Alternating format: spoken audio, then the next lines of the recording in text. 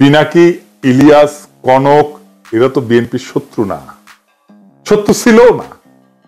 কেন তারা পিনাকি ইলিয়াসের পিছনে লাগিয়েছিল? তারা প্রচার করছে না বিএনপিকে আমরা ক্ষমতায় আসতে দিতে চাই না। বিএনপি এখন ক্ষমতায় আসতে পারবে? কি মনে হয়? এইটা বিএনপির জন্য একটা ওয়েক আপ কল। বিএনপি রে কই আওয়ামী লীগের রাজনীতি করা বাদ দেন, ওয়াকার যে আপনাদের মারবে সেটা বিশ্বাস করে না। কোন ইন্ডিয়ার হাত ধরতে যায় না, আব্দুল নূর তুষারদের হিরো বানায় না, রুমিন আর ফজা পাগলারে বহিষ্কার করেন যদি বাঁচতে চান। আর কর্মীদের বলেন সাতপিয়ার কচু খেতিদের বয়ান দিয়া প্রভাবিত না হইতে। আর যা যা করছেন এতদিন এক সময়ের সহযোদ্ধাদের সাথে, তার জন্য পাবলিকের কাছে ক্ষমা চান, আমাদের কাছে ক্ষমা চাইতে হবে না। এনসিপি আর জামাত শিবিরের পিছে লাগা বন্ধ করেন, প্রফেসর ইউনূসের সরকারের পিছে লাগা বন্ধ করেন। এখনো টাইম আছে, আপনাদের ফিরে আসার সম্ভাবনা আছে। রাজনীতিটা করেন, কিভাবে করতে হবে রাজনীতি নিজে না বুঝলে আলাপ করেন, সাহায্য করব, পরামর্শ দিব। 2 সপ্তাহের মধ্যে পরিস্থিতি ঘুরে দেওয়া যাবে যদি কথা শুনেন আমাদের। আমার কথা শুনলে যে ফায়দা আছে তার প্রমাণ হইতেছে পিনাকিরে তো হুতায় দিতে চাইছিল আপনার দলের চাপড়িরাই, ও আকার আর কচু খেতিদের সাথে মিলা। পারছে? পারে নাই। তাই কইতেছি সিচুয়েশন কেমনে পাল্টাইতে হয় সেটার জন্য গুরু না মানেন, পরামর্শ নিলে ক্ষতি নাই। এর দায় কার? চান্দাবাজদের নাকি বিএনপির অনলাইন ইনফ্লুয়েন্সারদের? আসেন সেটা একটু বুঝে দেখি। এর দায় ক্যাটাগরিক্যালি কয়েকজনের। আমি নাম বলতে চাইতেছিলাম না, কিন্তু আজকে আমি বলবো। আমি তালিকা করে আজকে নাম বলবো। এই তালিকার প্রথমে থাকবে ফাহাম আব্দুল সালাম, শাহেদ আলম, রাশেদ, বুলডগ মির্জা, অ্যাপোলো, জুলকারনাইন সায়েদ, রুমিন ফারহানা, ফজলু পাগলা, কথা কামাল, মারুফ, বিএনপির সাথে অ্যালাইন্ড হওয়া সিপিবি বামপন্থী ঘটনার লোকেরা এবং আরো কয়েকজন। এরা ইন্টেলেকচুয়ালি বিএনপিকে পথভ্রষ্ট করছে নিতান্ত নির্বুদ্ধিতা থেকে এবং বিগ ইগো থেকে। এরা বিএনপির কর্মীদেরকে উস্কাইছে, যারা বিএনপির শত্রু না তাদের বিরুদ্ধে। বিএনপির ভ্রান্ত ন্যারেটিভ তৈরি করছে এরাই। হুদাই ছাত্রদের, এনসিপি, প্রফেসর ইউনূসের সরকার, জামাত শিবিরের পিছনে লাগছে এরাই। এরাই সেই ন্যারেটিভ তৈরি করছে, ওয়াকারের সাথে দোস্তালি করছে এরাই। এর ফলে বিএনপির কর্মীরা সারা দেশে দিগ্ভ্রান্ত হয়েছে। পলিটিক্স বুঝতে পারেনি, রাজনীতি বুঝতে পারেনি, আজকার করণীয় কি বুঝতে পারে নাই। বিএনপির নেতৃত্ব বিভ্রান্ত হয়েছে। এখন কইতে পারেন বিএনপির নেতৃত্ব লায়ক না যে তাদের বিভ্রান্ত করা যায়?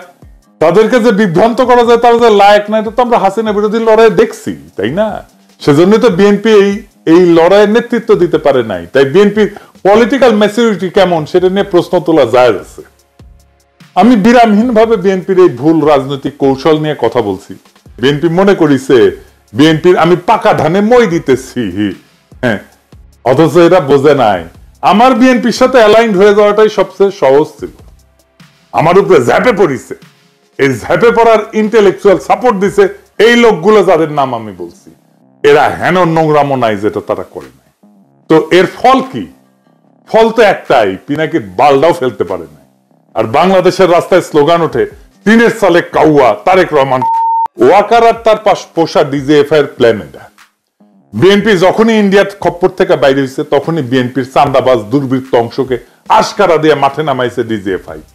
তাদের ইন্টেলেকচুয়াল সাপোর্ট দিছে বিরানি আলম, কচুঘাতি সহ অনেকেই, যারা বাংলাদেশে অ্যান্টি হাসিনা, অ্যান্টি ফ্যাসিস্ট রাজনৈতিক বুক দিয়ে আগলায় রাখতে পারে তাদের বিরুদ্ধে ক্যাম্পেইন শুরু করছে এরা।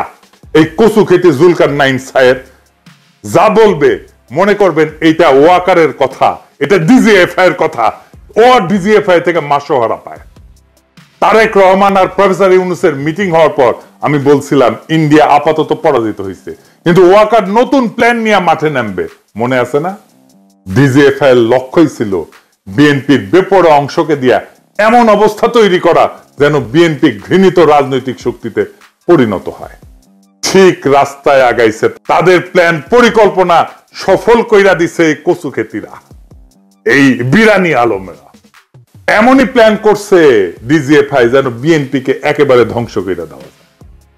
আমরা যারা বিএনপির এই পতনকে দেশের বিপদ হিসেবে আইডেন্টিফাই করছিলাম, যখন বিএনপি কে অবধারিত পতন থেকে রক্ষার চেষ্টা করছিলাম, বিএনপির সমালোচনা শুরু করছিলাম, তখন ওই চিহ্নিত শয়তানগুলা আমাদের শত্রু হিসেবে চিহ্নিত করছিল আমাদেরকে পরিচয় করাই দিয়েছিল বিএনপির কর্মীদের সামনে যে এরা বিএনপির শত্রু। এরা একে একে আমাদের কণ্ঠরোধ করার জন্য এমন কিছু নাই যা করেন। সারা দেশ স্তম্ভিত, কারণ শুরু হয়েছে এক অভূতপূর্ব অত্যাচার এবং নৈরাজ্য। এই অত্যাচার আর নৈরাজ্য সারা দেশ আগে কখনো দেখেনি। সারা দেশে লুটতরা চাঁদাবাজিতে কোন কোন দলের লোকেরা যুক্ত আমরা জানি। আমি অনেক আগে থেকেই লক্ষ্য করতেছি, আমি সতর্ক করতেছি বিএনপিকে। দেখেন, আমাদের দেশে ফিরলে বাইচা থাকতে দিবে না বিএনপির কর্মীরা বলে, আমাদের বলে মালাউন। বিএনপির কর্মীরা গালি দেয় মালাউন বইলা। তো এই দল আগামীর বাংলাদেশের নেতৃত্ব দিতে পারবে না। আজ বাংলাদেশের মিছিল হয়, টিনের সালে কাউয়া, তারেক জিয়া, আমারই যদি মাইরা ফেলাইতে চায় তাহলে তো একজন সাধারণ ব্যবসায়ীকে থাতলাইয়া দেবেই। গতকালকের ভিডিওতে একজন বলতেছে বিএনপির কর্মী যে আমি হিন্দু, তাই বাংলাদেশে আমি অশান্তি লাগাই দিতে চাই মুসলমানদের মধ্যে। চিন্তা করেন, এইটা যদি বিএনপির একজন কর্মীর রাজনৈতিক চিন্তা হয়, সেই বিএনপি দেশকে কি দেবে? আমার আর ইলিয়াসের ছবিতে যদি জুতা মারতে পারে, তাহলে একজন সাধারণ মানুষকে খুন করতে তো সমস্যা হবেই না। যে তারেক রহমানের বীরের বেশে দেশে ফেরার কথা ছিল, সেই তারেক রহমানকে এই জায়গায় নামায় আনার দায় এই লোকগুলার। 2 দিন আগে এরা আমার পিছে লাগিয়েছিল দল বেঁধে একটা ছবি নিয়ে, এই যে ছবিটা নিয়ে একটার পর একটা ভিডিও বানাইতেছে। ওই ভিডিও দিয়ে নাকি আমাকে চর মারিছে ভার্চুয়ালি। হ্যাঁ, আরে নেতারা যে টেকে না এই ছেলেটার দিকে, সেটা তো মিশা না। ক্যামেরার চোখ তো ভুল দেখে নাই। ওই ক্রেসে দাঁড়ানো ছেলেটা নিজে এসেও যদি বলে, তাও আমার দেখাটা মিথ্যা না। আমার সেই সমালোচনা নিতে পারে নাই, তাই লানত পড়িছে। আজকে রাজপথে স্লোগান উঠেছে তারেক রহমান। ইডেনে ছাত্র দলকে হল ছাড়ার আলটিমেটাম দিছে। এই ইডেন থেকে ছাত্রলীগ আর আওয়ামী লীগ বিতাড়নের শুরুটা শুরু হয়েছিল, মনে আছে না? আমি যে সমালোচনা করেছিলাম, সেই ছবিতে বুড়া নেতারা একজন আহতের দিকে না তাকায় নিজেরা গল্প করতেছিল। সেই সমালোচনা তারা নিতে পারে নাই।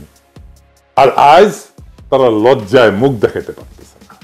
দুর্বিনীত বর্বর মধুলবীদের দলে ভিড়ায় এক সময় সহযোদ্ধাদের উপরে জিহাংসে নিয়ে যারা ঝাঁপায় পড়ে, তাদের উপরে এভাবেই খোদার লানত পড়ে। আমি অভিশাপ দেই নাই, কিন্তু অভিশাপটাই না আনিছেন আপনারাই। রাজনীতিতে লাগে বয়ান ন্যারেটিভ।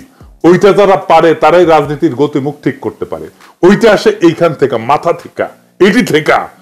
ওইটা যতদিন থাকবে, যাদের সচিব থাকবে চিন্তায়, তারাই রাজনীতির মাঠে টিকে থাকবে। নিজেরা এভাবে জয় বাংলা হয়ে যাবেন, যারা চিন্তায় সজীব তাদেরকে পরাজিত করতে পারবেন না। এই সরল সত্যটা মাথায় রেখেন এখন থেকে। প্রফেসর ইউনূসের সরকারের আইন শৃঙ্খলা রক্ষার ব্যর্থতার কথা বলতেছিল। আরে বেকুবের বাচ্চা, ম্যাজিস্ট্রেসি পাওয়ার নিয়ে মাঠে কি আর্মি নাই? ওয়াকারের লোক নাই? তারা কি লাইতেছে? প্রথম আলোর সামনে তো ঠিকই আর্মি দিয়ে গরু জবাই ঠেকাইতে গেছিল। আর্মি এই হত্যাকাণ্ড ঠেকাইতে পারে নাই কেন? চান্দাবাজ কইয়া মুখে ফেনা তুলে ফেলছে।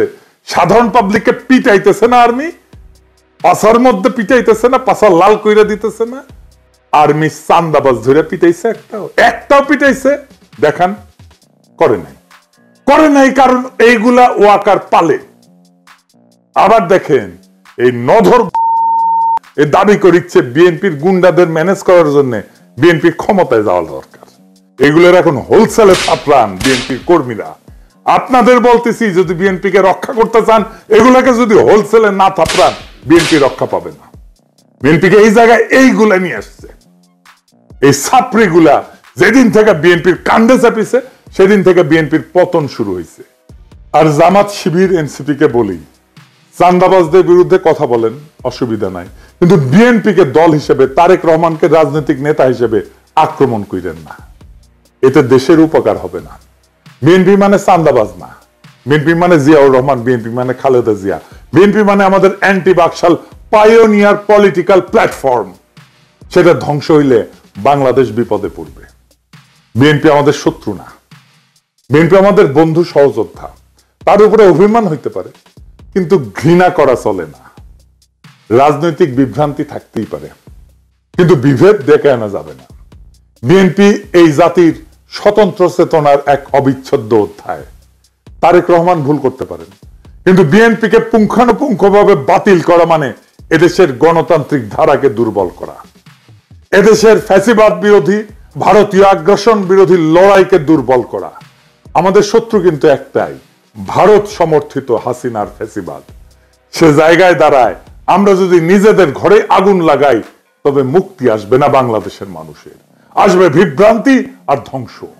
তাই সমালোচনা করেন, সংশোধনের ডাক দেন, কিন্তু ধ্বংস ডেকে আনেন না। কারণ আমরা সবাই একই ঐক্যতানে বাঁধা, একই বিপ্লবের সৈনিক। এই সত্যটা ভুলেন না।